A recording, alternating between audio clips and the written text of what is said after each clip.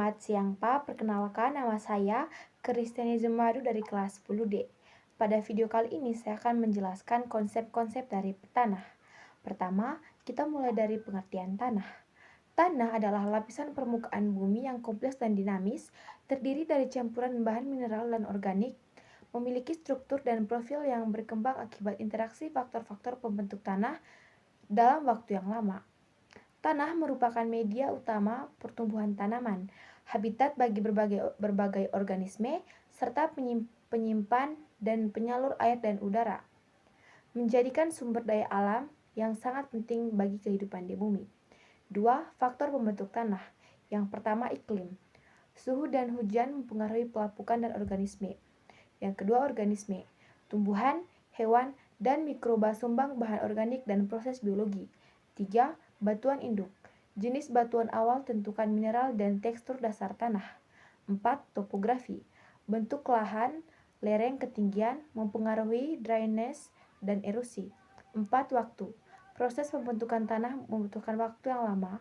Kelima faktor ini bekerja bersama dan menciptakan jenis tanah yang berbeda-beda. 3 jenis tanah. 1. Berdasarkan tekstur. Tekstur tanah mengacu pada proporsi relatif partikel mineral berukuran berbeda, yaitu pasir, debu, dan lempung. Tekstur sangat mempengaruhi sifat fisik tanah seperti dryness, areasi, dan kemampuan menahan air serta nutrisi. Berapa jenis tanah berdasarkan tekstur?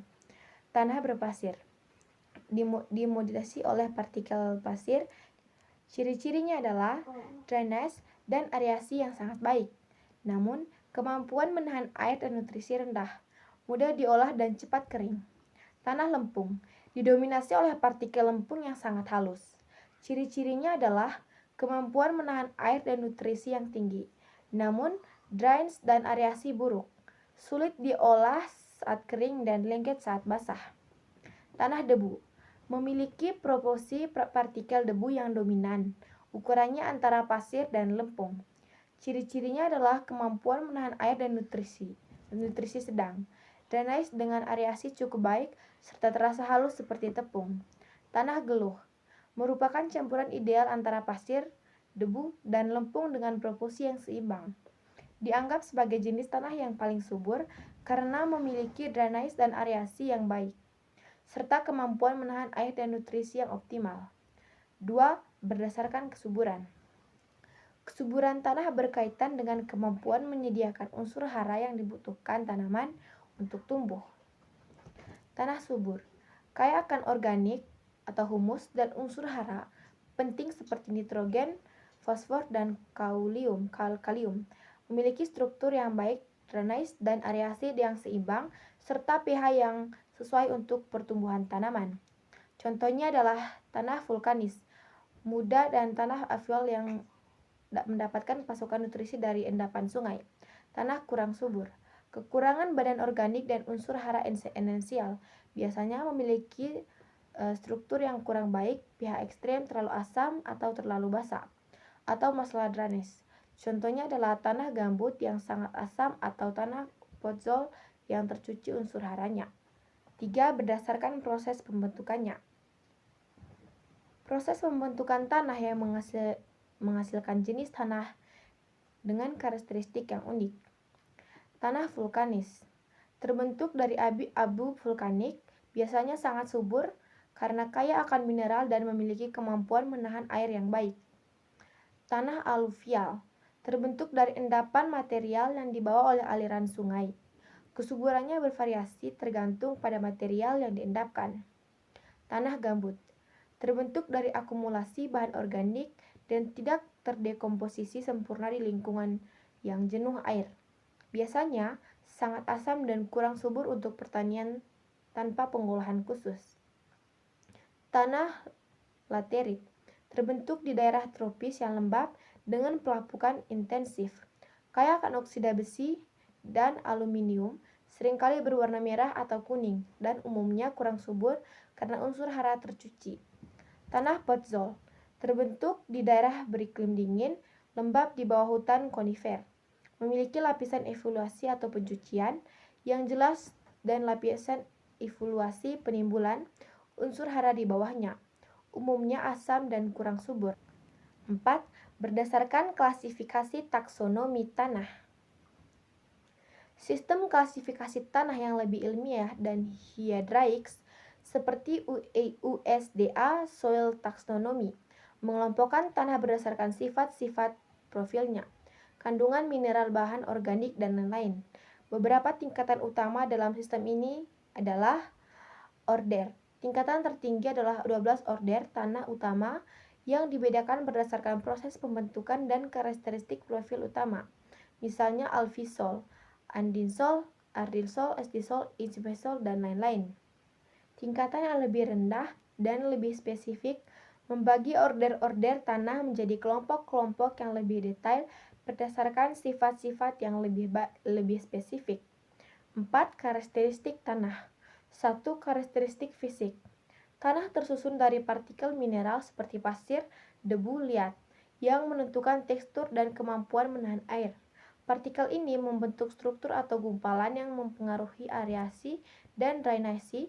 Warna tanah bisa memberi petunjuk tentang kandungan bahan organik dan mineral. Ruang kosong antara partikel disebut porositas, penting untuk air dan udara. Konsistensi menggambarkan kekerasan dan kelekatan tanah. 2. Karakteristik kimia. Tingkatan pH menentukan ketersediaan nutrisi. Kapasitas tukar adalah kemampuan tanah penyimpanan nutrisi positif. Bahan organik dari sisa-sisa makhluk hidup meningkatkan kesuburan tanah. Tanah mengandung berbagai nutrisi penting bagi tanaman. Kadar salinitas atau garam terlarut juga berpengaruh. 3. Karakteristik biologi. Tanah adalah rumah bagi beragam mikroorganisme, seperti bakteri dan jamur, yang mengurai bahan organik dan membantu siklus nutrisi.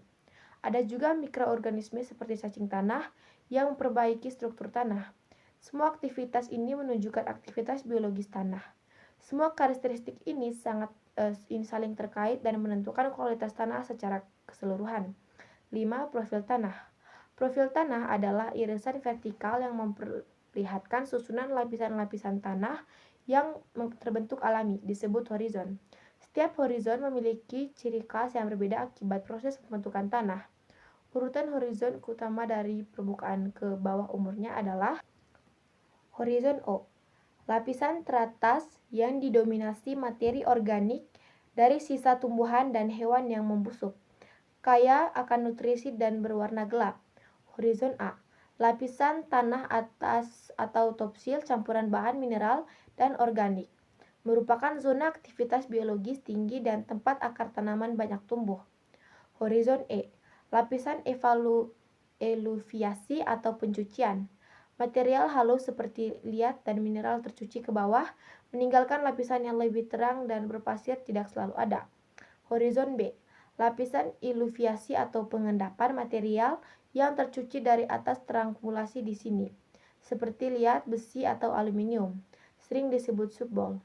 Horizon C, lapisan berbahan induk yang belum banyak mengalami pelapukan dan perkembangan, mirip dengan material awal pembentukan tanah. Horizon R, lapisan pembentuk dasar yang keras dan belum lapuk. Penting untuk diingat bahwa tidak semua jenis tanah memiliki profil lengkap dengan semua horizon ini, dan ketebalan setiap lapisannya bisa sangat bervariasi. 6. Konservasi tanah. Konservasi tanah adalah upaya untuk mencegah kerusakan tanah lebih lanjut, memperbaiki tanah terdehidrasi, dan menggunakan tanah secara berkelanjutan untuk memastikan kesuburannya tetap terjaga dalam jangka panjang. Ini melibatkan berbagai praktik dan teknik yang bertujuan untuk melindungi tanah dari erosi, kehilangan nutrisi, pencemaran, dan bentuk degrasi lainnya. Baik, itu saja penjelasan saya tentang tanah. Mohon maaf bila dalam video saya terdapat kesalahan. Terima kasih.